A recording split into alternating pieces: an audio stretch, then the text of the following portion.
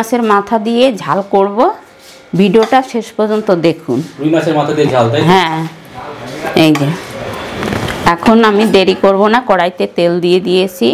এখন দিয়ে দেব তেজপাতা আর দুটো শুকনো লঙ্কা। তেজপাতা আর শুকনো লঙ্কা। আর এই যে পেঁয়াজ কুচিয়ে রেখেছি, তেলের উপর কিছু পেঁয়াজও দেব। আর এই হচ্ছে মাছ। হ্যাঁ, এই হচ্ছে মাছের মাথা। আর তেলটা বেশ দেখে মনে হচ্ছে ভালোই গরম হয়ে গেছে। এবার দিয়ে দেব জিরে। জিরে, জিরে সম্বরা দিয়ে দেব।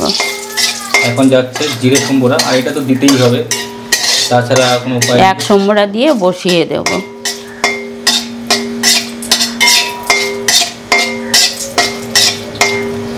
ভাজা ভাজা গন্ধ বেশ ভালোই লাগবে। দেখুন এখন জিরে দিয়ে দিচ্ছি। চলে যাচ্ছে জিরে।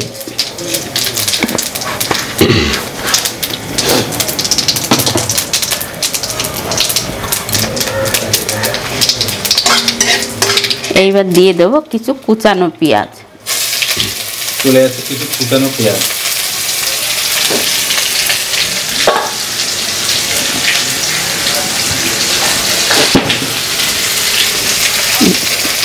মশলাটা বেটে রেখেছি। মশলা বলতে আদা, জিরে, শুকনো লঙ্কা, পেঁয়াজ, রসুন, বাটিতে মশলা, ঘরোয়া মশলা এখানে একসঙ্গে বেটে নিয়েছি। আমি আলাদা আলাদা করে বাটি না, কারণ আলাদা আলাদা করে দিলেও যে স্বাদ লাগে, একসঙ্গে বাটলেও সেই একই স্বাদ লাগে আমাদের কাছে। এইবার দিয়ে দেবো আমি এখান থেকে অর্ধেকটা মশলা। সব রকম মশলা মিশানো এতে আছে। শুকনো লঙ্কা, দুটো কাঁচা লঙ্কা, আদা, পেঁয়াজ, রসুন, গোলমরিচ। গোলমরিচের ঝাল চড়াত করে তাড়াতাড়ি বোঝা যায় না, ধীরে ধীরে গোলমরিচের ঝাল মুখে লাগে, তাই তো?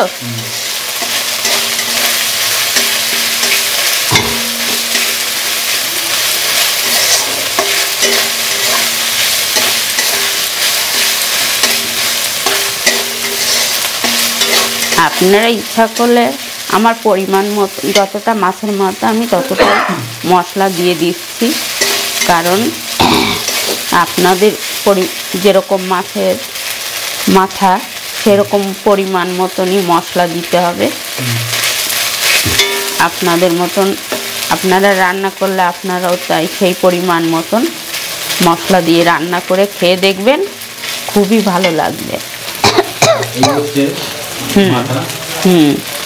একটু জল দিয়ে দিই।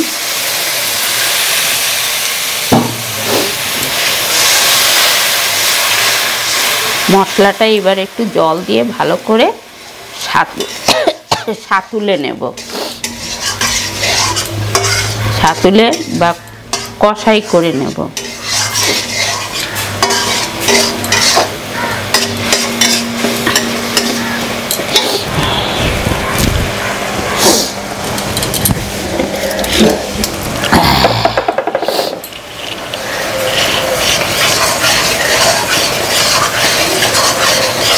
গন্ধটাও বেশ সুন্দর বেরোচ্ছে কিন্তু।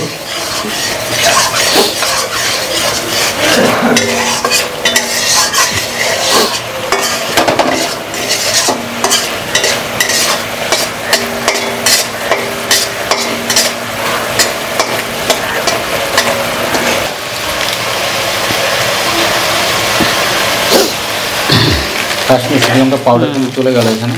এখন আমি শুকনো লঙ্কার পাউডার আর দেবো না, কারণ আমার শুকনো লঙ্কা গোটা শুকনো লঙ্কা বেটে নিয়েছি।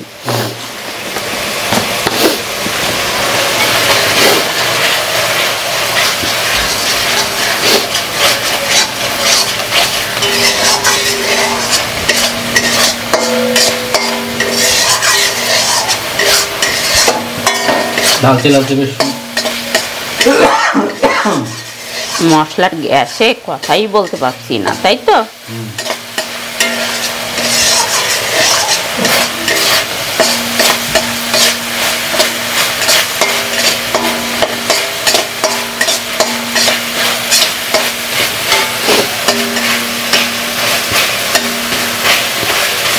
এবারে জল যাবে নাকি?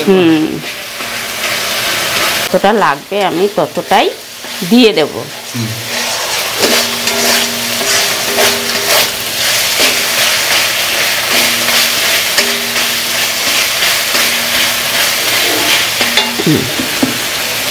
জল দিয়ে দেবো পরিমাণ মতো।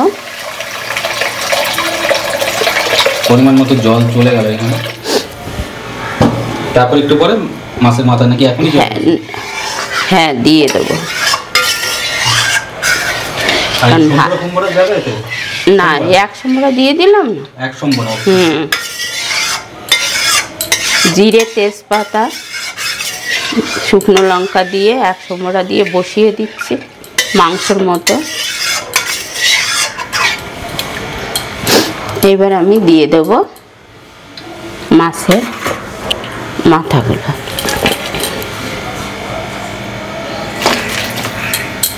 মাছের মাথাগুলো চলে গেল।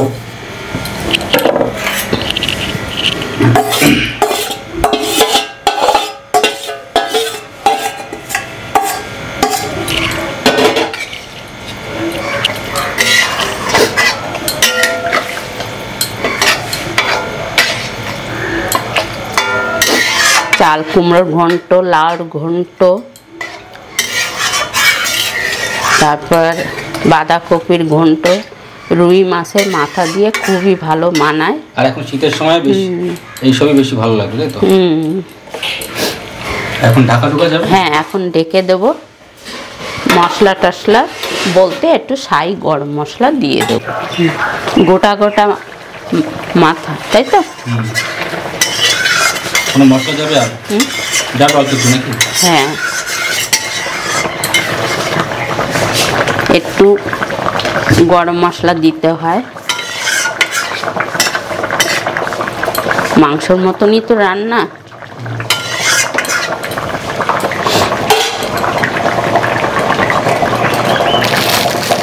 এখন কি সানরাইজের খাবি তো মাছের মাথা ঝাল?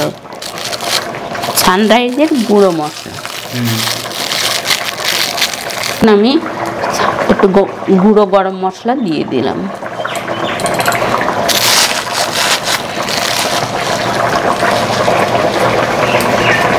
আর কোনো মশলা যাবে না?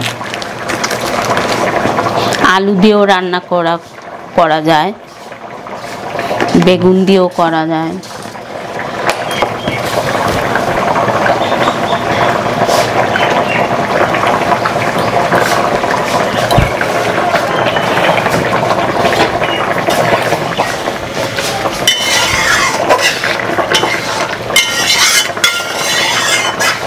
একটু ঝোল ঝোল রাখবো, কারণ মাছের মাথার কাটাকুটি দিয়ে তো আর ভাত খাওয়া যায় না, তাই তো?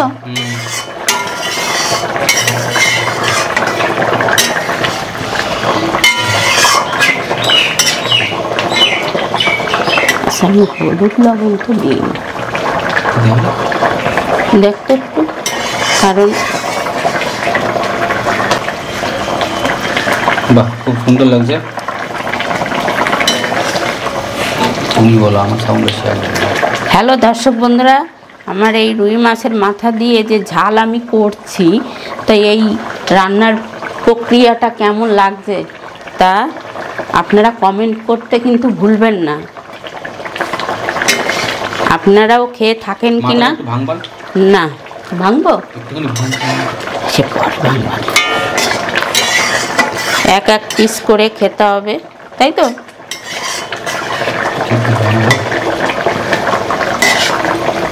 আচ্ছা আমি একটু ভেঙে দিই, হ্যাঁ, কারণ ভেঙে দিলে এই ঝোলটার স্বাদ আরও বেশি ভালো হবে।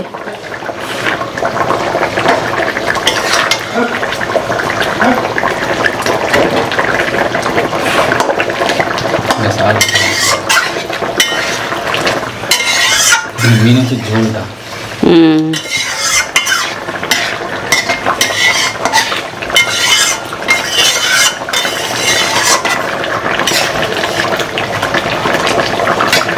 তো হলুদ লবণ দেওয়া রয়েছে, বুঝেছিস?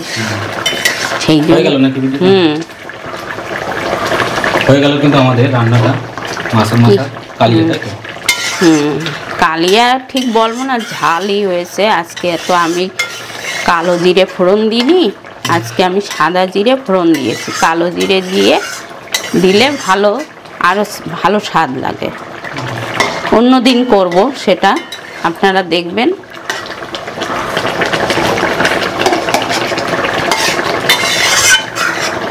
ঝোলটা ঘন হয়ে এসছে, এখন আমার নামানোর পালা।